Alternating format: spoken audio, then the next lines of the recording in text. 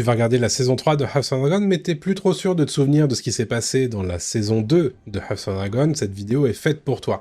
Et oui, parce que la saison 2 c'était quand même il y a 2 ans, alors je pense qu'un gros récap s'impose. Bonjour à toutes et à tous, ici Mordren et aujourd'hui on fait un récap épisode par épisode de tout ce qui s'est passé dans la saison 2 de House of Dragon, histoire d'être bien préparé à la saison 3 qui arrive très prochainement. Il s'est passé énormément de choses, alors c'est parti pour le gros récap hyper complet. D'abord, un mot du contexte, au début de la saison 2 de House of Dragon, le roi Viserys Targaryen Ier établit sa fille aînée, Rhaenyra, comme héritière du trône de fer. Mais sur son lit de mort, sa deuxième épouse, Alicent Hightower, croit qu'il a changé d'avis sur sa succession et va œuvrer pour proclamer leur fils, Aegon, roi des 7 couronnes. Il apparaît donc clair qu'un conflit de succession va avoir lieu, et lorsque le deuxième fils de Rhaenyra est tué par Vhagar, la dragonne Daemon Targaryen, il devient évident que ce conflit ne se réglera pas de façon pacifique. Bien sûr, ici je t'ai fait un résumé hyper rapide de cette saison 1, si tu veux un résumé étape par étape, épisode par épisode de la saison 1, il t'attend sur la chaîne, je te mets le lien dans le commentaire épinglé juste en dessous de cette vidéo. Parti dans le nord, le prince Jaehaerys Velaryon, fils aîné de Rhaenyra, obtient le soutien du suzerain du nord, le seigneur Cregan Stark. Toutefois, il n'enverra pas une armée gigantesque aider Rhaenyra. En effet, l'hiver arrive et il privilégie son serment de protéger le royaume de ce qui se trouve au-delà du mur. Cregan Stark enverra cependant 2000 barbes grises, des vétérans, au sud pour soutenir Rhaenyra. À Pendragon, ou Dragonstone en anglais, le conseil noir de Rhaenyra est en émoi. Daemon veut frapper au plus vite et abattre Vhagar et Aemond avec le soutien de Rhaenys pour venger Lucerys. Mais cependant, la reine n'est pas là. Elle cherche désespérément la dépouille de son fils, Lucerys, comme pour rendre réelle la terrible nouvelle. À Port-Réal ou King's Landing, Aegon officie lors de sa première séance de doléances face au peuple. Le nouveau roi cherche avant tout à se faire passer pour un roi généreux, mais il est vite rattrapé par son grand-père, Otto Hightower, qui lui explique que c'est impossible en temps de guerre. Malgré tout, Aegon promet une avance aux forgerons qui fabriquent les armes et les armures de ses soldats. C'est la première fois qu'on voit Hugh Marteau, forgeron, que l'on reverra dans le courant de la saison. Peu après, Larys Fort fait passer un message au roi Aegon.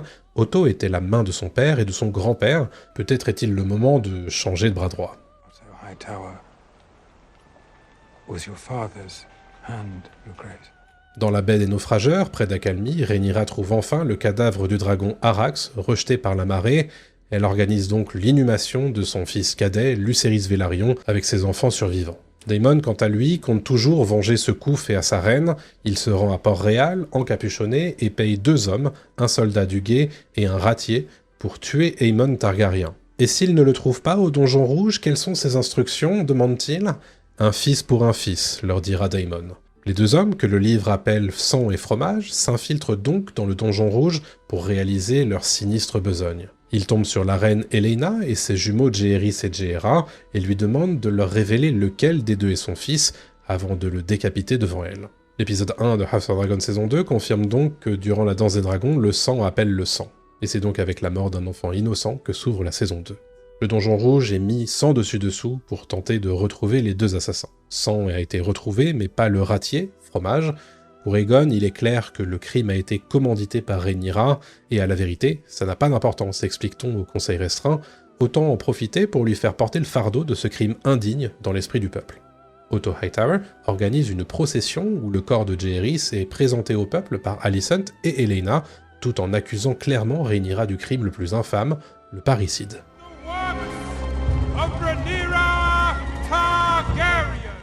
À Pendragon, Rhaenyra est sous le choc. Comment peut-on l'accuser de ce meurtre alors qu'elle n'a rien commandité?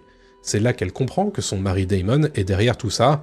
Une dispute éclate entre les 2 époux, Rhaenyra cherchant à s'assurer de la fidélité de son mari, tandis que Daemon essaie d'expliquer que le meurtre de Jaehaerys était une erreur. Le couple entre dans une impasse. Au bout du compte, Daemon décide de quitter Dragonstone et de se rendre à Harrenhal sans dire un mot.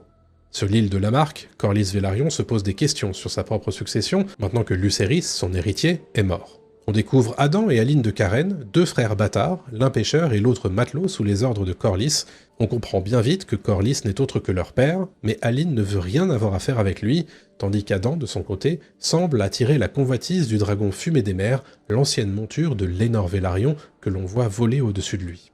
À Port-Réal, Criston Cole agit comme Lord Commandant de la Garde Royale et cherche à agir pour venger Jaehaerys. Il accuse le garde royal Arik Cargyle d'avoir failli à son devoir et le charge d'une mission qui a tout d'un suicide, s'infiltrer dans la forteresse de Père Dragon en se faisant passer pour son frère jumeau Eric Cargyle et assassiner Rhaenyra, ce qui mettra fin à sa rébellion. Quand Otto Hightower apprend la nouvelle, il est furieux et en fait reproche aussi bien à Criston Cole qu'au roi Aegon. Mais son petit-fils en a marre d'être rabaissé alors qu'il est le roi. Il décide donc de dépouiller Otto de son titre de main du roi et donne la charge à Criston Cole, qu'il considère comme un homme d'action. You are dismissed. Avant de quitter Port-Réal, Otto Hightower annonce à sa fille son intention de se rendre à Villevieille pour rallier Daeron, le dernier fils d'Alicent. La reine douairière lui explique qu'elle espère encore pouvoir maîtriser Aegon et faire triompher la paix. Rhaenyra, de son côté, rencontre une certaine Mysaria, dont le bateau a été intercepté par le blocus de la flotte Velaryon sur le Gosier. La reine comprend que Mysaria a un temps été la maîtresse de Daemon, mais surtout qu'elle a livré Aegon Targaryen à sa famille pour qu'il puisse être proclamé durant la saison 1. Il paraît clair pour Rhaenyra qu'elle ne devrait pas la relâcher, mais elle décide d'honorer la promesse qui lui avait été faite. Alors qu'elle va prendre le navire qui l'emmènera loin de Père Dragon, Mysaria voit un garde royal monter vers la forteresse et comprend que quelque chose ne va pas. Elle décide alors de prévenir la garde, et en effet, peu après, Aeric Cargyle s'insinue dans les appartements de Rhaenyra et tente de la tuer, mais son frère jumeau, Eric, s'interpose. Un âpre combat débute entre les deux frères, mais il est impossible de savoir qui est qui pour les séparer. Au terme d'un duel violent, un frère tombe au combat et le second se suicide sous les yeux de Rhaenyra. Dans le conflant, les Nerbosques, ou Blackwood en anglais, et les Bracken s'opposent dans leur soutien respectivement à Rhaenyra et à Aegon. Les deux familles, unies par une détestation ancestrale, s'entretuent lors de la bataille du Moulin Brûlé. À Père Dragon, Rhaenys insiste auprès de Rhaenyra, elle doit absolument trouver une solution pacifique au conflit de succession qui l'oppose à Aegon. There is no war so hateful to the gods as a war between kin. And no war so bloody as a war between dragons. Pendant ce temps, les bannières d'Aegon sont mises en place au Donjon Rouge, un dragon doré sur fond vert en opposition au dragon rouge sur fond noir de Rhaenyra. Au conseil restreint, on apprend que l'armée Hightower part de Villevieille, tandis que l'armée des Lannister s'en vient de Castral Rock pour soutenir Aegon. Criston Cole, quant à lui, a un plan. Rallier les châteaux des terres de la couronne, puis les Bracken dans le conflant, et saisir le château d'Harrenhal. Aegon annonce son intention de voler sur son dragon Feu du Soleil, ou Sunfire en anglais, pour soutenir l'avancée de l'armée. Mais son conseil l'en décourage. Consciente que ses enfants sont en danger auprès d'elle, à Père Dragon, Rhaenyra envoie ses plus jeunes fils, Joffrey, Aegon et Viserys dans le Val avec leurs dragons. C'est leur demi-sœur, Rhaena Targaryen, qui doit les y emmener, puis s'assurer qu'ils traversent le détroit sans encombre vers Pentos. On lui confie également 4 œufs de dragon à protéger, mais pour Rhaena, il est clair qu'on l'envoie loin du conflit, car elle n'a pas de dragon, et ne peut donc pas se rendre utile durant la guerre. But should all come to ruin here, you will bear our hope for the future. Dans le même temps, Daemon Targaryen atteint Harrenhal avec son dragon Caraxès et s'empare du château sans résistance aucune. On fait alors la connaissance de Simon Fort, ou Simon Strong en anglais, l'intendant du château, qui s'agenouille et jure fidélité à Rhaenyra et Daemon. Assis à la table de Simon Fort, Daemon lui ordonne d'arrêter de l'appeler prince, mais bien sire, ce qui semble indiquer une volonté de sa part de se déclarer comme prétendant en opposition aussi bien à Aegon qu'à Rhaenyra. Il évoque en tout cas son plan. Le Conflant est un réservoir de 40 000 soldats, et il compte bien obtenir leur ralliement et marcher contre Aegon avec. Mais pour cela, il a besoin de convoquer le suzerain, Grover Tully, de Vivzek ou Riverrun en anglais. Problème, celui-ci est faible et alité. Daemon est donc dans une impasse. La nuit, dans le château hanté de Harrenhal, Daemon est assailli par une vision d'une jeune Rhaenyra qui est en train de nettoyer après ses méfaits. Il se réveille devant le barral de Harrenhal, face à Alice Rivers, qui lui annonce de but en blanc « You will die in this place. » Avouez qu'on fait difficilement moins accueillant. Rejoint par Gwaine Hightower, le frère d'Alicent, Criston Cole quitte Port-Réal à la tête d'une armée et file vers le nord pour mener à bien son plan de conquête.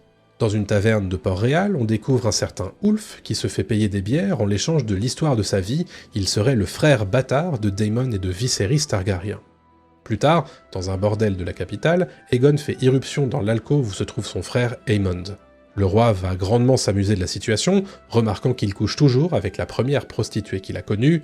Aemond, quant à lui, quitte les lieux furieux et nu comme un ver. À Père Dragon, Rhaenyra remercie Mysaria de lui avoir sauvé la vie. Elle souhaite être récompensée par une place à sa cour, car elle nourrit désormais de grands espoirs en Rhaenyra.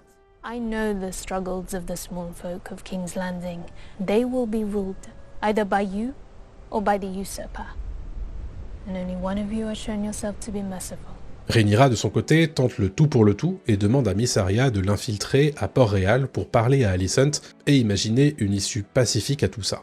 Sous le déguisement d'une septa, Rhaenyra entre dans le grand sept de Port-Réal et en appelle à l'esprit maternel d'Alicent. Mais la discussion s'échauffe et se tourne vers les derniers instants de Viserys Ier. Pourquoi aurait-il changé d'avis sur son lit de mort? Alicent explique que l'ancien roi a effectivement murmuré le prénom d'Aegon, qui fut promis pour unir le royaume avant d'expirer. Rhaenyra comprend alors que son père parlait en réalité d'Aegon le Conquérant, dans le cadre de la fameuse chanson de la glace et du feu, prophétie qui se passe de roi en héritier depuis des générations. L'espoir renaît donc pour Rhaenyra, il y a une erreur, Alicent doit le comprendre. Le plan de Rhaenyra a malheureusement échoué. La guerre aura bien lieu, et elle sera sanglante. Avant de résumer la grosse bataille de la saison 2 de House of Dragon, je te rappelle que si tu apprécies l'univers de Game of Thrones et de tous ses spin-offs, t'es absolument au bon endroit. Tout au long de la saison 3 de House of Dragon, je proposerai des réactions, des analyses d'épisodes et des théories chaque semaine, mais aussi un live de débrief tous les mardis soirs à 21h, alors n'oublie pas de t'abonner avec la cloche pour ne rien rater des prochaines vidéos. Je sais que vous êtes plus de 50% à regarder cette chaîne sans y être abonné, alors rejoignez l'aventure, ça me ferait vraiment très plaisir. L'armée de Criston Cole marche sur les terres de la couronne. Les châteaux de Roseby et de Castelfoyer sont déjà tombés, et leurs troupes sont venues grossir son ost. Ensuite, il met à sac le port de Sombreval et décapite le seigneur Sombrelin. Ses soldats n'ont d'autre choix que de s'agenouiller et de le rejoindre, mais là où on s'attendait à ce qu'il se dirige vers l'ouest, en direction d'Harrenhal, il se dirige en réalité vers le nord-est et la forteresse de Repos des Freux. Son objectif est clair, couper Rhaenyra de toute tête de pont vers le continent depuis Père-Dragon. Aegon apprend cette stratégie de la bouche de son frère et comprend que le plan a été devisé sans même le consulter. C'est une véritable humiliation pour le jeune roi devant ses propres conseillers. À Harrenhal, Daemon rencontre le jeune Oscar Tully, héritier de Grover. Le prince Targaryen lui intime de hâter la mort de son grand-père pour qu'il puisse lui fournir l'armée qu'il désire tant. Mais il se heurte à une réaction choquée de la part du jeune héritier. Plus tard, Daemon hallucine la présence de Laena Velaryon à la table de Simon Fort. Il rencontre Willem Nerbosque, qui l'implore de punir la maison Bracken pour la bataille du Moulin Brûlé. À Port-Réal, on comprend qu'Alicent tente de découvrir les véritables intentions de Viserys dans les livres d'histoire, mais elle explique à Larys Fort que peu importe désormais, il est trop tard quoi qu'il arrive.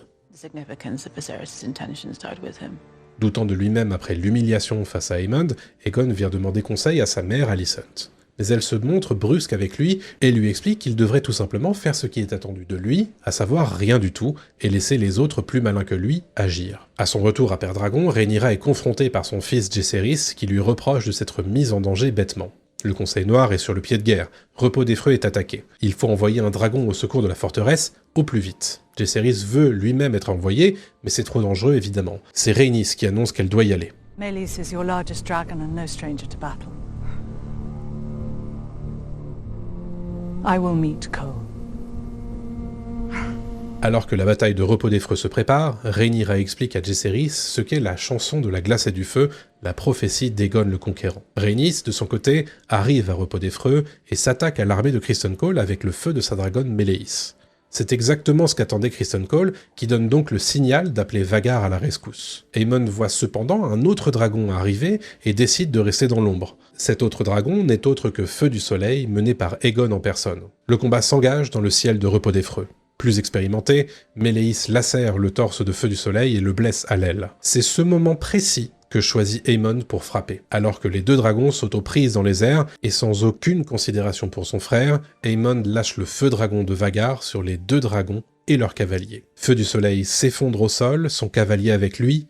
À terre, Criston Cole est témoin de toute la violence dont sont capables les dragons. Dans les cieux, Rhaenys est satisfaite de la défaite d'Aegon, mais Vhagar est toujours de la partie. Et alors qu'elle pourrait fuir, la reine qui ne le fut jamais fait demi-tour et affronte Vhagar en face à face. Meleys est cependant vaincue par surprise, la dragonne s'éteint dans les cieux en regardant sa cavalière qui meurt elle aussi à Repos des Freux. Criston trouve Feu du Soleil à terre, recroquevillé autour d'Aegon qui est grièvement blessé et brûlé. Face à lui, Aemon vient tout juste de récupérer la dague d'Aegon sans aucune pitié pour son frère aîné. À Port-Réal, l'armée de Criston Cole parade fièrement dans les rues avec la tête de Meleys qui pourrit sur une charrette. Cependant, l'accueil des habitants est plus que glacial. En effet, on comprend que la mort de la dragonne, qui plus est tuée par une autre dragonne, est un mauvais présage. Témoin de la procession, Hugh Marteau se montre plus prosaïque. Pour lui, les dragons ne sont pas des dieux. It's just me. Les Port-Réalais ne remarquent pas que la procession cache un roi Aegon grièvement blessé. Il est amené dans ses appartements où on découvre qu'au moins la moitié de son corps est brûlé et que certains de ses os sont brisés. Le grand maître Orwyle ne sait pas s'il survivra à ses blessures. Toujours aussi sans pitié, Aemond affirme que quelqu'un va bien devoir gouverner à sa place, et il a sa petite idée sur qui peut s'en charger. Lors d'un conseil restreint, Alicent tente de s'imposer comme régente, mais tous les autres conseillers s'y opposent. De fait, Aemond devient régent et protecteur du royaume, pendant l'incapacité de son frère, sans même avoir ouvert la bouche pendant le conseil.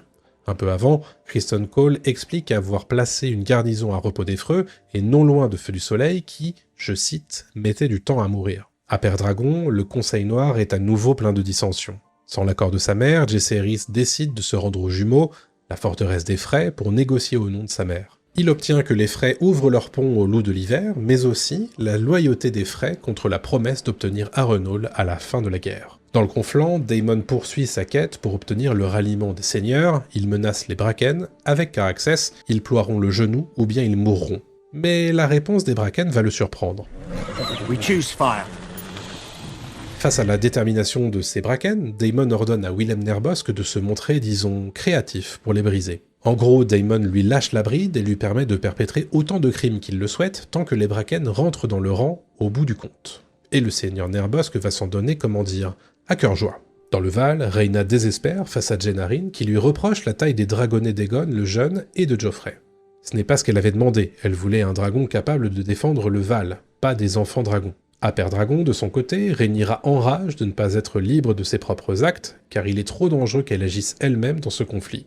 Miss Arya lui explique qu'elle peut laisser les autres agir pour elle, d'ailleurs elle lui indique qu'elle pourrait notamment se servir du mécontentement du petit peuple en ce moment à Port-Réal, face au mauvais présage de la mort d'un dragon, mais aussi et surtout face à la famine imposée par le blocus. Do not underestimate your subjects. They are 1,000 living in the shadow of the Red Keep and forgotten for too long. Dans la foulée, la femme de chambre de Rhaenyra est envoyée à Port-Réal pour répandre des messages pro-Rhaenyra à l'intérieur de la ville. À Harrenhal, Daemon a une nouvelle vision. Cette fois-ci, il couche avec sa mère qui lui dit qu'il a toujours été son fils préféré. À la table de Simonfort, il insiste à nouveau, on l'appellera mon roi et pas autrement. Simonfort, quant à lui, rappelle qu'il n'est que le roi consort de Rhaenyra, un adjectif que Daemon trouve peu utile de toute façon. À Port-Réal, Hugh Marteau et sa femme Cat voient la santé de leur fille décliner. Cat implore son mari de quitter la ville et d'aller auprès de son frère à Chutebourg, ou Tumbleton en anglais. Là-bas, ils pourront refaire leur vie loin de la famine. Même si Hugh voudrait attendre l'avance de paiement que lui a promis le roi, il tente de quitter la ville avec sa fille dans les bras. C'est précisément à ce moment-là que les portes de la ville sont fermées, sur ordre du prince régent Aemon Targaryen. Face à Alicent, Criston explique le traumatisme que représente pour lui la bataille de Repos des Freux. En effet, à quoi bon être soldat quand les dragons font la guerre?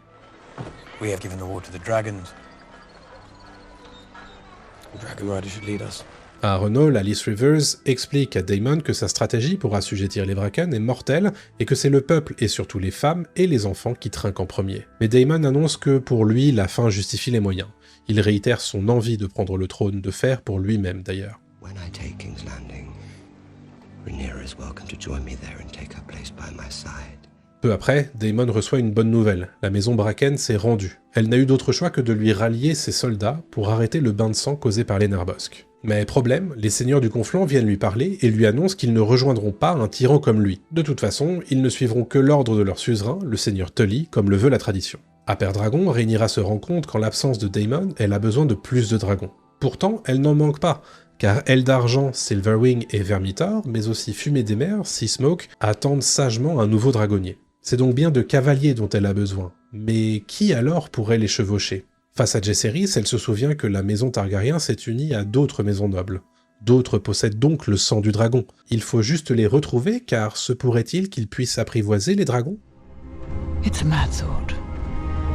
À l'ouest, l'armée Lannister atteint la Dent Dorée, de Golden Tooth en anglais, mais elle compte attendre l'arrivée de Vhagar pour avancer vers Harrenhal. Aemon, de son côté, n'apprécie pas de recevoir un ordre en tant que régent, et il ordonne à Criston Cole de marcher vers Harrenhal.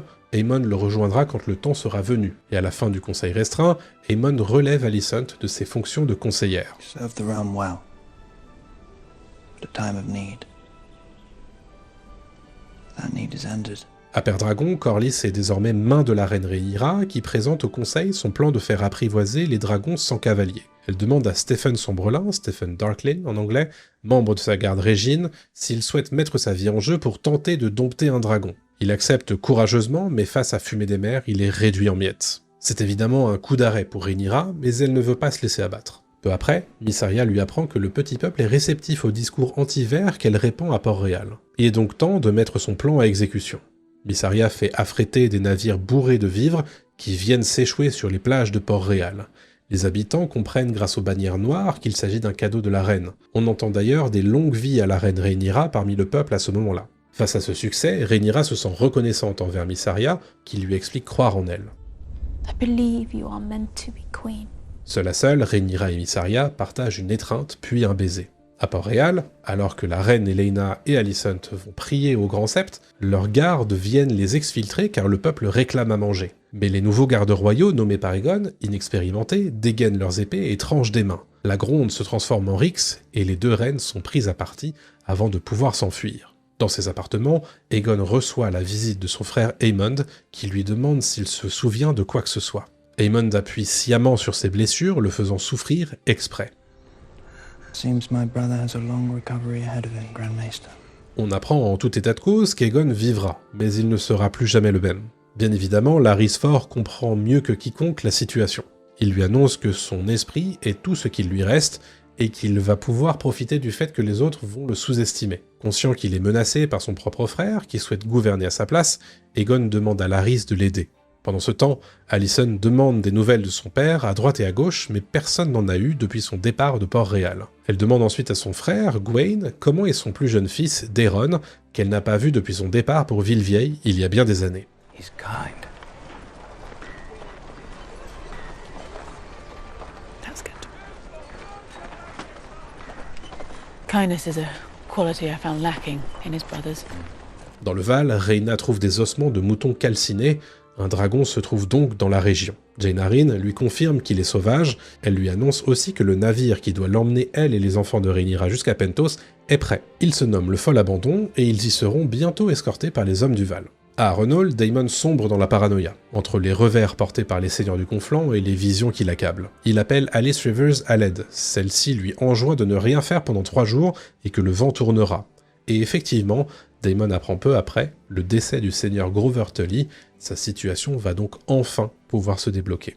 À la marque, Corlys annonce à Aline de Karen qu'il sera désormais son second sur son navire amiral. Mais la nouvelle est accueillie avec froideur par le marin. De son côté, Adam est en train de pêcher lorsque le dragon Fumée des Mers se met à le poursuivre et se pose juste devant lui. On annonce alors à Rhaenyra que le dragon de Laenor Velaryon a été vu avec un dragonnier sur son dos. Oubliant toute prudence, Rhaenyra se précipite au Mont Dragon pour enfourcher Syrax et aller voir par elle-même. Avant de parler d'un des plus gros moments de la saison 2, sachez que mes abonnés soutiens reçoivent mes vidéos en avance, mais aussi des contenus exclusifs rien que pour eux. Dedans, il y a des réactions nostalgiques et des lectures de Feu et Sang qui sont en rapport avec House of Dragon, et si c'est le genre de choses qui peuvent vous intéresser, rejoignez la chaîne YouTube, ma page Ulule ou Ko-fi, et faites partie des vrais dragons qui soutiennent la chaîne. Un grand merci à eux. Rhaenyra découvre que Fumée des Mers a bel et bien un nouveau dragonnier. Il s'agit d'un bâtard du nom d'Adan de Karen. Celui-ci s'agenouille et lui promet de la servir en l'échange simplement d'apprendre à être dragonnier.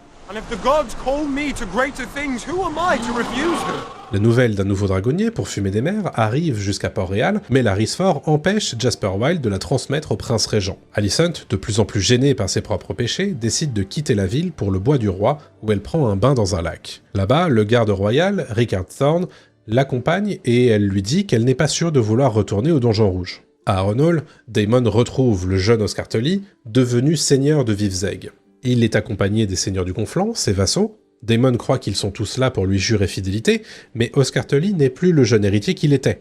Il est désormais suzerain, et il le fait savoir au prince Targaryen. Oscar Tully commence d'abord par annoncer qu'il reconnaît Rhaenyra comme sa reine, et Daemon comme roi consort. Pour autant, il fait bien comprendre que son comportement à Harrenhal et les exactions perpétrées contre la maison Bracken sont indignes de la couronne. Oscar Tully ordonne à ses soldats de s'emparer alors de Willem Narbosc, l'homme de main de Daemon dans toute cette histoire. Pire encore, pour se montrer digne des maisons du Conflant, Daemon doit rendre la justice. Mais il n'hésite pas une seule seconde et décapite Willem Narbosc, seul homme qui le soutenait depuis le début. Ce faisant, Daemon obtient le soutien d'Oscar Tully et de tous ses bannerets. Il a enfin l'armée qu'il souhaitait tant à sa disposition. Mais à quel prix? Ça, c'est une question qu'il ne se pose pas vraiment. À Port-Réal, Aegon tente de marcher, mais au prix d'une immense douleur. Larys Faur le pousse dans ses retranchements, expliquant qu'il ne pourra pas se reposer avant un moment. À Père-Dragon, Rhaenyra ordonne qu'on apprenne des rudiments de haut valyrien à Azan-Karen et qu'on lui enseigne à chevaucher son dragon. Jaehaerys, quant à lui, est hors de lui. Le jeune homme a toujours vécu avec des soupçons de bâtardise au-dessus de la tête, soupçons légèrement calmés par le fait qu'il possède un dragon. Mais si l'on permet désormais à n'importe qui de chevaucher un dragon, alors qu'est-ce que ça fait de lui? Rien de plus qu'un bâtard à nouveau, il s'oppose donc férocement au plan de Rhaenyra. Mais la venue d'Azan-Karen change absolument tout pour Rhaenyra. Si un roturier peut chevaucher un dragon, pourquoi pas d'autres? Mysaria va dans son sens, évidemment, et lui explique que d'autres peuvent posséder le sang du dragon de manière moins officielle. En effet, les Targaryens ont engendré de nombreux bâtards hors mariage. Dans le livre Feu et Sang, on les appelle d'ailleurs les semences de dragons. Se pourrait-il qu'ils aient en eux la capacité de dompter des dragons? Alors aussitôt, on fait passer le mot à Port-Réal. Hugues Marteau en entend parler et en parle à sa femme, Kat, mais celle-ci ne veut pas qu'il y aille et préfère se rendre chez son frère à Chudebourg. On apprend d'ailleurs que leur fille est morte de faim. Pour Hugues, l'offre de Rhaenyra est peut-être le seul espoir qu'il lui reste de s'en sortir seul. We would never want again if I claimed a dragon. Il préfère donc laisser sa femme à Port-Réal et tenter sa chance, tout comme Ulf et des dizaines de bâtards Targaryens qui s'amassent alors sur Père-Dragon. Les gardes dragons, cependant, s'opposent au plan de Rhaenyra et ne veulent pas en entendre parler. Ils quittent donc le Mont Dragon, mais ça n'empêche pas Rhaenyra de poursuivre. Elle explique aux semences de dragon que la tâche est très dangereuse, mais que le jeu en vaut la chandelle. Elle leur présente alors Vermithor, la furie des reins, le vieux dragon de Jaehaerys Ier. L'immense bête fait un carnage dans les rangs des bâtards Targaryens, dévorant les uns, incinérant les autres. Certains, comme Ulf, tentent de s'enfuir. Hugues Marteau, quant à lui, se cache d'abord, puis essaie de s'échapper avant que Vermithor ne le rattrape. Se sachant perdu, Hugues lui fait alors face et pousse un hurlement de défi. Contre toute attente, Vermithor s'arrête et se rapproche de lui. Il a trouvé son nouveau cavalier. Dans sa fuite, Ulf est tombé dans l'antre d'Aile d'Argent, ou Silverwing en anglais, la dragonne de l'ancienne reine Alysanne. Pour lui aussi, tout semble perdu alors que la dragonne s'approche sans doute pour le dévorer. Mais quand Ulf ferme les yeux, craignant de mourir, il est surpris par l'étrange docilité d'Aile d'Argent. Quelque temps plus tard, Ulf est vu sur le dos de la dragonne, survolant Port-Réal. Aemon Targaryen le prend en chasse, volant sur Vhagar. La vieille dragonne est prête à en découdre, mais lorsque Père Dragon arrive en visuel, Aemon se rend compte que Rhaenyra l'attend avec Syrax, Vermithor et Aile d'Argent. Sûr de sa défaite, Aemon ordonne à Vhagar de fuir, tandis que Rhaenyra le défie du regard. En Essos, Tyrion Lannister négocie avec la Triarchie dans l'espoir d'obtenir leur flotte pour briser le blocus du Gosier. Il leur promet les degrés de pierre, archipel disputé depuis des années. Une fois l'accord validé, l'amiral Sharako Loar accepte seulement s'il gagne dans un combat de boue. Chose faite, Tyrion sécurise la flotte de la Triarchie menée par Loar, qui a très envie de se venger de Corlys Velaryon par-dessus le marché. And let the sea snake rue the day we meet again.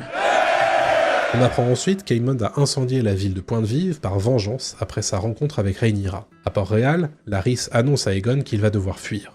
I am the king. Why must I run? Because the Prince Regent is going to kill you. Larys Faur convainc le roi que fuir maintenant ne veut pas dire qu'il abdique le trône.